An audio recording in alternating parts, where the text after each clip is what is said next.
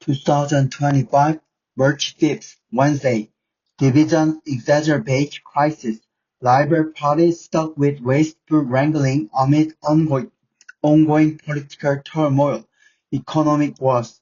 The March extraordinary session of the National Assembly is set to begin Wednesday, but concerns are mounting over whether the ruling and opposition parties can handle urgent fears, including a supplementary budget due to intensifying partisan strife that has regrettably aligned with street protests over impeached President Yoon Suk-yeol. Since Yoon's December 3rd botched martial law declaration, South Korea has been plunged into political turmoil, social division, and economic uncertainties.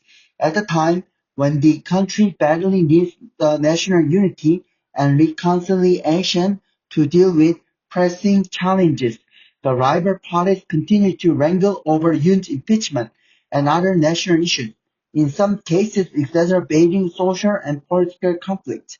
This situation was on full display on March 1st, when members from the rival parties joined a huge number of people, those in support of and against Yoon, at rallies held across the nation. The demonstrations occurred before the Constitutional Court's imminent ruling on Yoon's impeachment case.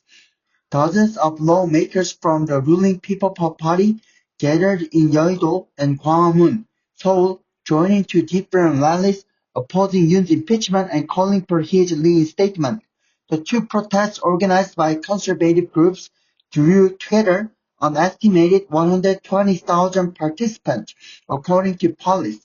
Meanwhile, the main opposition Democratic Party of Korea led a rally calling for the court to uphold Yoon's impeachment near Gyeongbokgung. That gathering, which included Democratic Party lawmakers and Chair Representative Lee Jae-myung, saw an estimated turnout of 18,000. All three rallies reportedly arranged chartered buses to transport supporters from across the country. The ruling and opposition parties are set to escalate their demonstrations on March 8, ahead of the Constitutional Court's impeachment ruling. Protests and partisan divisions are now rolling public expectations about the extraordinary session of the National Assembly in March.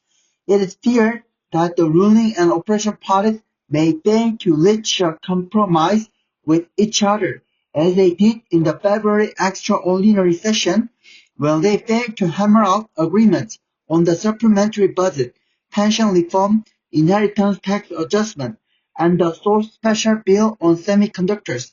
Another disappointing development was that a scheduled two-lecture consultative body discussion among the ruling party, opposition party, and the government was cancelled over the dispute surrounding the nomination of Ma Eun-hyuk as Constitutional Court Justice.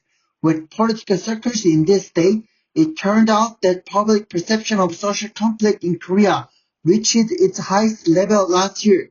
A survey result showed among the various forms of division, ideological strife between conservatives and progressives was cited as the most severe, surpassing regional or economic disparities as the greatest obstacle to national unity. These findings came from the Korea Institute for Health and Social Affairs Social Integration Survey, which polled 3,000 errors between June and September of last year.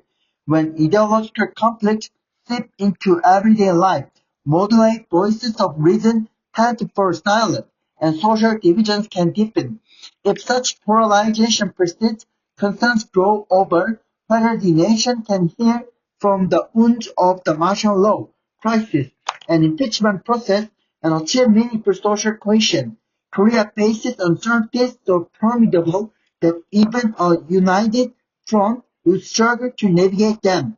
The economy is struggling with weak domestic demand, which prompted the Bank of Korea to slash the benchmark interest rate last week amid worries over the wobbly exchange rate and the burdensome trade barriers initiated by U.S. President Trump.